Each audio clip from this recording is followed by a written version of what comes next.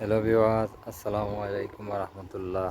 আশা করি আপনারা ভালো আছেন। আলহামদুলিল্লাহ আমরা ভালো আছি।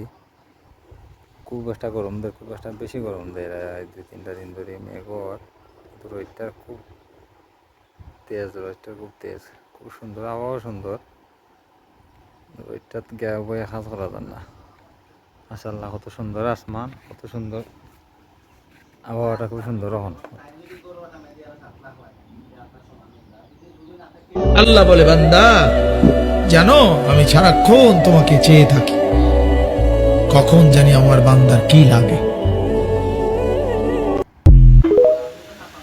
পৃথিবীর কাউকে ঠকিয়ে কেউ কোনোদিন জিততে পারে না।